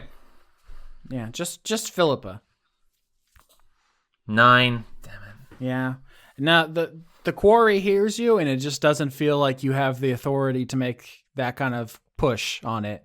It's like, who are you to talk to me like that? I represent the dreaming dark. Fuck you. Basil's gonna try asking something. Uh-huh. I don't know if this is how you work. Do you know if there's any more of you in town? If there's any other quarry around? I think you're gonna need intimidation to get that answer, because there's nothing in there that is persuasive. It's just a question. Okay. Can I do Cat's intimidation, which is phenomenally high? I'm going to try nonverbal communication. Slime just leaves their body and just becomes a slime pile on the floor. I rolled 13 on intimidation. 22? Hell yeah, Cat once again with the sick roar. Tell me how that looks. Cat comes up next to Phillippa, sees that Phillippa has not achieved the goal there with Basil asks the question, still no response, so Cat goes, Please, could you answer my friend's questions? Thank you. Yeah, you do a powerful roar so what's important here, I think, is you communicate that you could hurt it. That is what it actually cares about here. Because it doesn't think the rest of you can or are willing to hurt it. So it just doesn't respect that. It doesn't care. Yeah, but she still wants to be polite, and that's important to her. Okay. Polite roar. I think in response to that, the Hashalak uses an illusion spell. I think this is a big one. I don't have it written down in front of me which one it is. I think it might be hallucinatory terrain. In fact, if we're gonna bring it back to Aze, but like the whole area around you looks like the sun goes out. Like it just gets very dark in this area. If you look in the distance, you can still see light like at the edge of the village. So it's not actually dark. It's an illusion. But like the whole area around you goes dark, and you see just like dozens of quarry like snaking around the people here, just like between the members of the crowd and like around the houses, and you see like it's like an army coming out of the dark, and then the illusion is gone. Oh, good. The Hashalak is saying like, we are everywhere. The dreaming dark is coming. You're all going to die. We didn't see anything more telling in that. Like there wasn't like, oh, and one of them is connected to Nobi, I see. I love you very much, Laura. This character does not care about your friends. I know this. I understand this. I have to ask. Thank you for enlightening us. I think Hale at this point speaks up and says, "Gee Willikers, is that Voya? We're saved. Hallelujah, folks, we're saved. They brought Voya back." Can Voya close the portal to the Dreaming Dark? If she can't, nobody can. She's the strongest mystic the village's ever had. Okay. So, friends, how do we wake up Voya? The Kitsune had put Voya into this sleep until she was made governor again.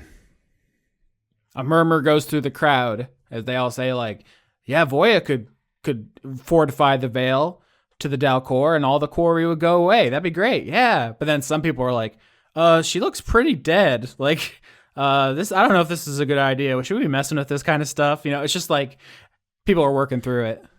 Phillippa calls out to the crowd, "She's not dead. She is just wrapped up like a mummy so that she didn't fall off the sled."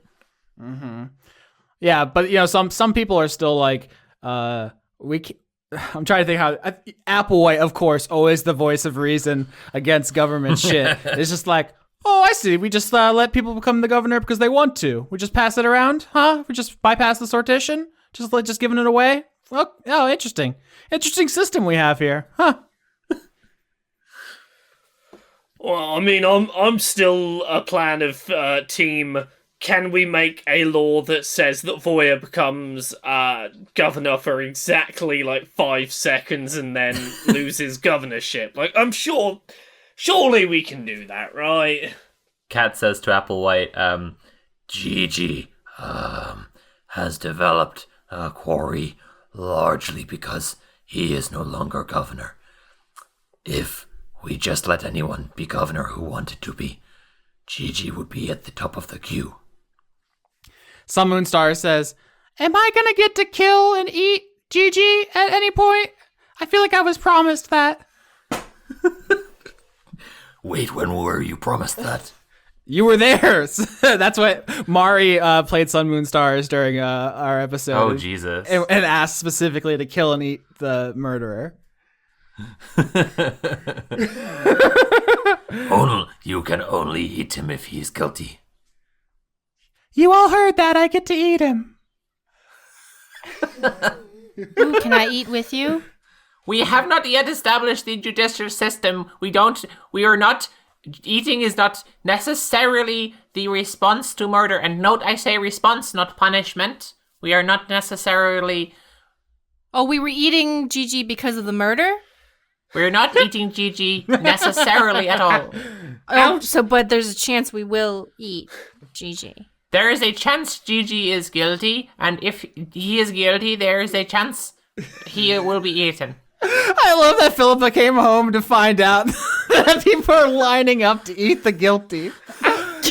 Out of character, the knowledge that possibly the most edible person in town is the killer. This is good knowledge. The fan Discord gets exactly what they've been asking for. Shoko says, oh, why don't we just wait for the genius to come back and they'll fix this? It's only 4.5 years. Let's just chill. Did you see how many quarry there are? You're no fun. In 4.5 years, there will be dramatically more quarry and dramatically less us. And to be clear, they can't be citizens? Well, if we could ask them, but then again, they're essentially just one large citizen. Ah, so they get one vote. I literally just realized the Dreaming Dark is like a dark mirror of slime. Holy shit. Speaking of Spider-Man, we've got too many That's why slime was trying to just be a pile of slime on the floor. I thought maybe they would get it. Uh-huh. They are the carnage to your venom.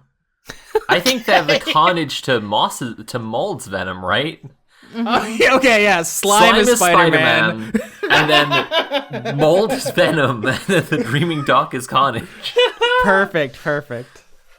If there's anything I've learned is that the movie Venom 2, the host is gay with Venom. Oh, well, that's good.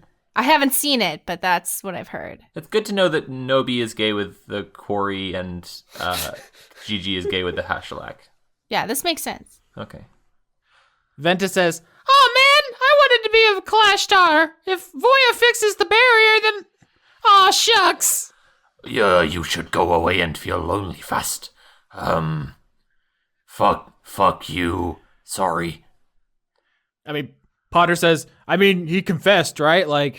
Do we not have a thing to do with that, Governor? What happens if someone confesses to a murder? We, kick him out, right? We don't have the precedent for that. We have to decide now. So, I don't know. We should probably establish that the confession is legitimate.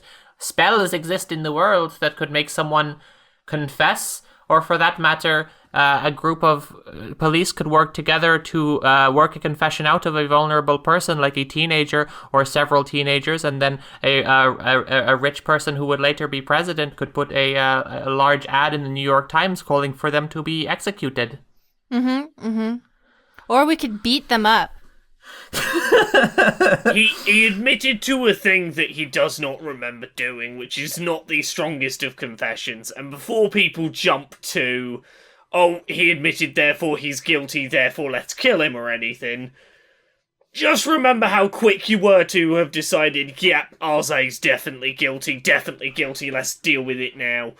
Hang on, I am not... I know that I'm sounding like I just love to be the contrarian, but let's take even a further step backwards. Gigi, did you confess to actually doing this, or did you just say that you have a quarry? Alack, I admit, in my loneliness, I've dreamed of violence, and I've been visited by this creature. I've wanted to lash out, and I felt it. It feels real. It's okay if you judge me for it. I can take it. Phillippa already had an insight on the Hashalak before, and I'd like to, if I could, try to understand the sociological relationship between the Hashalak, who you said is like a smarter one, and all of the quarry we've seen before who like have noticeable big claws for killing things.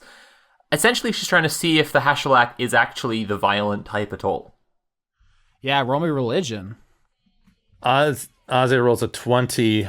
10. There's been a few things that Ozzy's been piecing together through all this, and... Hey! But we'll... Ozzy! Yeah! Yeah, so we got 10, 11, 20. So the party succeeds above average, and I'm going to give this insight to Oze, which is with Gigi's confession, you understand the Hashalak is absolutely capable of violence and pretty terrible violence, but it's not the crushing and tearing and mutilating. It's a mental violence. They like rip you apart from the inside mentally. Their main attack is called mind thrust. So Same. that doesn't... yeah, there's a lot of things you can thrust into. The Hashalak prefers the mind, but so that doesn't quite match. And yeah, their job... A sapiosexual. That doesn't seem very smashy. And their job isn't to just go. They're not frontline soldiers. Basically, the first kind, the claw kind, are the grunts, the soldiers. Mm-hmm. This kind is a philosopher, tactician, judge, genius, who basically is who is here after the first wave to like assess the damage and be like, is it time to invade? Is it time for the Dreaming Dark to destroy this village? Because it's like you said it was an army, so I was like, wait a second, does that make this a general? Because if so, then it's probably, Mm-hmm.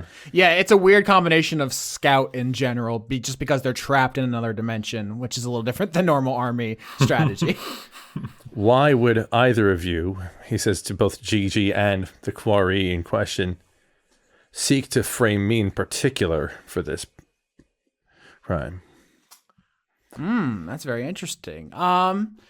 Let's see. Do you have anything that you can use to persuade, intimidate, or deceive the Hashalak into actually answering that question to motivate it to do so?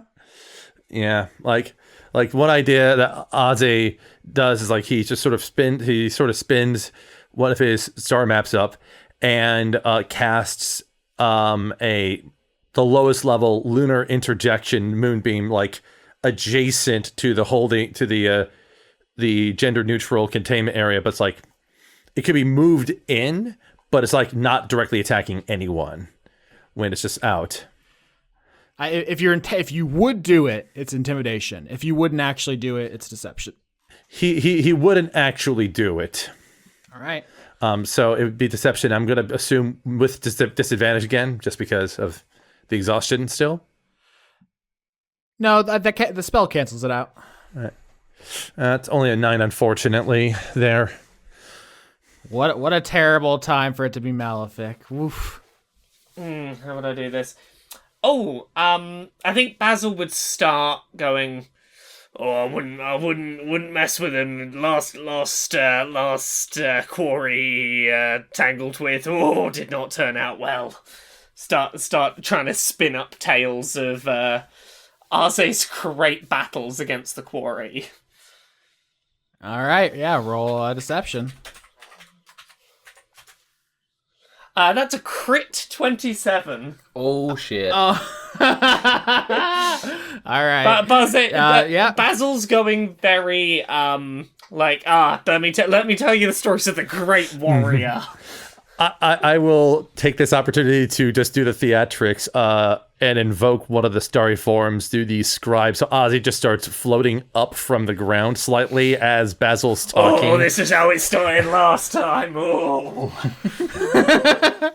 Yeah, so I think the Hashalak accesses like the Dreaming Dark's memory. It's not quite a hive mind, it's like extensions of this thing. It's a little different, but yeah, think of it like kind of like slime, where it's like, did this group whoop a quarry here previously? And yeah, like the Dreaming Dark communicates the fight you had against Ventus Quarry, where you whip one's ass and send it packing. And so with that crit, this quarry realizes that it could seriously get destroyed here, and so it answers the group. It's actually, I want to say it actually speaks through Gigi. Like Professor Gigi drops the book into like off the beanbag chair, and his body contorts a little bit, just having his control taken. And he says, "Who's the worm on a string now?" Yeah, yeah. Soon you will all be worms on strings. He says, "The Dreaming Dark has killed your villagers, and will do so again. Soon your world will fall. You have no hope." Hope is not what I'm here for. Answers are what I'm here for. And you still have yet to answer my question. What good will answers do a dead man? Either, one of us will be dead in this exchange. An answer will simply delay a death from happening. You no longer have the power to stop us. Your priest is dead, and your mystic sleeps. She doesn't have to sleep forever. But to the point, though, she is not the only mystic in Grendel. Your magic is a pale imitation. You embarrass yourself. I've done plenty to embarrass myself as of late, but I'm still not entirely sure why you felt it was necessary to steal from my property in order to frame me at the scene of the crime. The Dreaming Dark would not waste its time bamboozling your legal system. Our goals are greater. Something else was at play at the scene of the murder. That someone else might have taken extra steps beyond merely inflicting death upon this village. If you want to spend your final moments thinking about things like that, that is your business. I would concern yourself with your imminent destruction, but I suppose that's why you are a lower life form. How long do we have? By the time this season is over, your village will be gone. Phillippa's getting very stressed out at that. That's an upsetting answer. Was that a meta answer? This season ends when the season ends. So yes and no. Yeah, so then okay. Yeah, season 8 of Dice Funk is about the season of winter. So yeah, all the deadlines and timelines have the same terminus. Can we all just leave and make a town like 20 feet over? They don't want to destroy the village because they hate Grendel the village. They're planning to invade the world, right? In the canon lore, they did this to an entire continent. We can leave this to a vote. We can leave this to a matter where we treat this as a community. But we have to seriously consider the possibility of making Voya governor again in order for her to do what she can to stop the imminent threat of the quarry in the Dreaming Dark. If it will save the whole world, then Voya should obviously be governor. I mean, look, I agree, But I do also think that it does sound like we are playing right into Inri's hands, in that we know that Voya did not want to be governor. We know that Inri desperately wanted to do some kind of plan that was going to make Voya governor forever, that we might well be playing into, and I feel like we need to be really careful about this. We also know that Inri's tails were on the egregore until we killed him.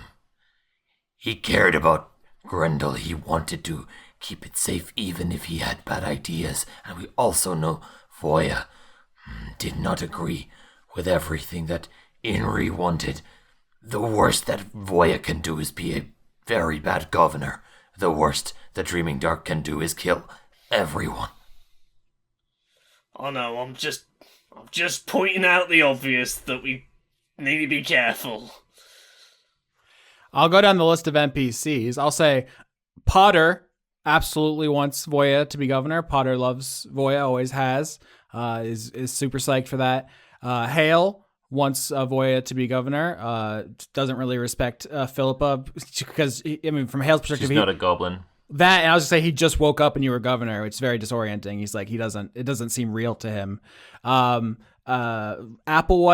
100% against this arbitrary transfer of power. Shoko against it, partially for chaos reasons, partially just doesn't like the idea of there being less chaos going on. It's a kind of arbitrary decision for her. She wants Neelith's killer to be punished. She likes Neelith, but I think if anything, Choko's is like, this all sucks. Let's just beat this guy to death. Sun Moon Stars wants to talk to Slime, I think, before that. Marina wants to see how the Kalashtar stuff, wants to see if we can fuse Gigi in the quarry. And Venta says no Voya because Venta wants a quarry for himself. Venta wants to be a Kalashtar and is also like, let's just convince this guy to be good. Like, you can do that. Let's do that. Mm-hmm. So the village is pretty split. If we're putting it to a vote, it's going to come down to the player characters deciding, partially because we're playing a TTRPG, and also just because I've made a group of people who don't agree with each other. Yeah. And I think Gigi is just like, zounds, I am guilty. Execute me. Zounds. I was born in New Zealand. I haven't heard zounds in a long time. Right. I don't feel comfortable transferring the governorship unless there is a consensus. Marina says, I thought we wanted Gigi to merge with the thing so that the thing would be on our side. Isn't that the whole Kalashtar myth? As if that they change sides to fight the bad dark? We should just finish that, so then we'll have it on our side and it'll tell us how to win. Phillippa, you should just transfer the governorship to Voya anyway. The whole world depends on sealing the veil. Ozzy will say, and he's not sure if this is going to help, say it would at the very least be a transparent transfer of power, unlike the veiled transfers that we've had for so many years. I have one more dream slot, so you guys can tell me what you want me to say to Voya. That is useful. So I have one more slot for dream. Yeah, can Slime go in and ask Voya, hey, if we made you governor so that you could dispel the quarry, would you be okay with that? I'm going to try and convince Voya to obtain the title of governorship so they can fulfill their duties, and to commit to the idea of giving up their powers in whatever way allows them to be awake without abusing the judicial system. Goodbye. And with that, Slime just falls to the floor and makes a tendril into Voya's ear again. Okay, perfect. So everyone's having this heated political debate. You fall down, go inside Voya's ear, and into her dream. This time she is on the bottom of the ocean, and she is slow dancing with Inri. You hear like a gramophone record that's distorted because it's underwater. It's very eerie, but they're like romantically slow dancing, and you just pop into existence near them. Hey.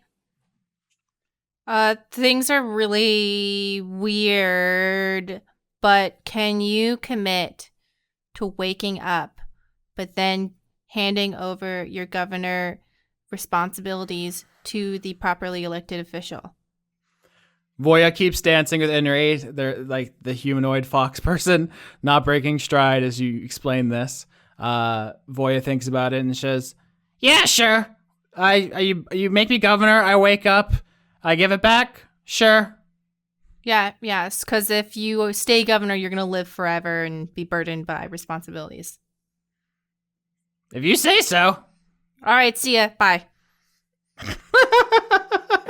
That was so easy. We had a 30-minute conversation out of character about an in-character conversation that was 30 seconds. Classico. All right. Okay, Voice says yes. Okay, then, just temporarily, Voya is governor. All right. You use your dictatorial authority as governor to vest your powers in Master Voya, Goblin. Yeah. On the ground, she's still wrapped in bandages like a mummy. Blankets like a mummy, I think, is more. Yeah, blankets. I misspoke. Yeah. So she immediately begins struggling. She's a goblin. She's like 4 feet tall, max, probably a little smaller, hunched. Cat paws open her bandages. She's like an elderly academic. She's like, kind of hunched over and it doesn't look too great. And she's like, where am I? I just told you. You are back in Grendel. You just told. Do you think I remember my dreams with perfect clarity? All right, well, you did agree to hand over your governor powers back to Phillippa. You agreed to that. You can't take back. Is that Aze? It's me, Voya. Yes. Come closer. Aze does as requested. Inception. Aze, you kneel down next to Voya, and she says, "You're so much bigger." It's been a long few years. How's everything been? It's been. Okay, you're not gonna interrupt me there. Fine. It's been. There you go. Like Aze will say. 1 week since you talked to me. Aze will remark, unfortunately, not great. There have been several problems this particular winter. The most immediate problem is that we are being threatened by Quarry in the Dreaming Dark, and it's suspected that that some murders have occurred because of a villager being, well, possessed or inhabited by a quarry, to list one of the issues. Well, I have many powerful magics, so never you fear. Have you stuck to what I've taught you? Have you been a good boy? I've been doing my best that I can. I know I was hard on you. I asked a lot, but I've always been proud of you. Thank you, Voya. She, gives you a little kiss on the cheek and tries to sit up and can't. Aze will, well, oh geez, get right. Aze will move to try to ease Voya up, and then looks over to Basil and says, Basil, can... Oh, yeah. Basil comes over and touches the horn to Voya and does some magic healing and removal of diseases and poisons if there's any of those going on. Yeah, you touch Voya with your horn and healing magic courses out of you and into her body. She takes an unsteady step and falls. I think carrying her might be more appropriate for the time being, Basil. Oh, yeah, got it. touches again with the healing horn, and then uses Mage Hand to help Voya up onto their back. You put Voya up onto Basil, and she's like very unsteady, like laying down on his back, and she reaches out to you, Aze, and says, "I love you, Aze." I love you too, Voya. I just hope we'll have time to take you back up to the firmament after all this is done. She does not respond. Medicine check. That's an 11. Yeah, you walk over, put your fingers to her pulse, and she's not breathing. Her heart is not beating. Healing magic again. Basil, you spend another heal on Voya. Yeah, that's my final one of the day. Nothing happens. But I gave him hit points. Hit points. Everyone's starting to freak out. All the NPCs are like, "What is happening? Why is this? What's going on?" Like Ozzy just sort of like just puts his arms around Voya's body and just starts just sobbing a bit and is just unsure of what to do. I'll just holding on to her. Is she dead? What's happening? I'm confused. Yeah, the medicine, I guess. Yeah, I'm gonna roll medicine. 10. 10. 10 and 10 on medicine. I mean, all you know is she's not breathing. Someone blow air in her lungs. Yeah, does anyone know how to CPR? Just blow it in there. 15. With a 15, Phillippa, Master Voya is dead. She's gone. What are we going to do? Arcana? Yeah. Yeah. 16. Slime, everyone else is checking Voya's pulse and breath, and they're like, "She's dead. Oh my god, she's dead." And then you start using your slime mold to taste for magic, and something hella magic is going on. In fact, as you're tasting the air around here with spores, your slime cells who are doing this start burning out and dying, and you're like, "Oh, we need to get away from her right now." My people. Oh yeah, we fucking... Everyone needs to leave. We fucking played into Inri's plan, huh? Bioweapon in the bad way. Run away. Dexterity saving throws, everyone, to get away. 12. 19. Oh no. Oh. Crit fail. Aze and Phillippa run. They're at this, kind of on top of this. Slime is too busy yelling at everyone to run. Basil, Voya was on your back, so you can't get her off of you in time. And Kat, you are maybe helping other people get away. And so what happens is Kat, Slime, and Basil take 14 necrotic damage as a wave of this corrosive magic emanates from Voya's body and washes over you three. Everyone else runs it and gets away in time from it. Basil fucking saw this coming. Fucking knew this was gonna fucking play into Inri's plan. We should have let her die in the mountain. I was just gonna say, Basil warned we should maybe be cautious of this. As you say that, you see in the kind of necrotic crater where that wave of magic came from, you see Master Voya struggle to her feet. Oh, she's all right. Never mind. Okay, so coming back to life after death is possible, right? How can we do this for Neelith? Cool. Master Voya, are you a zombie now? Voya floats up a couple feet off the ground to address the crowd.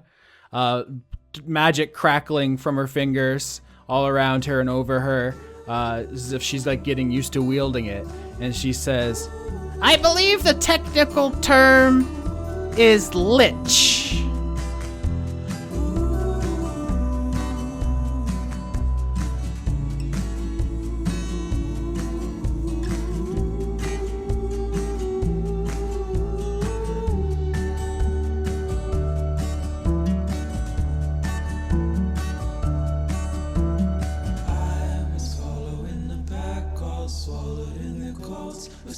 Of red tied round their throats to keep their little heads from falling in the snow. And I turned round and there you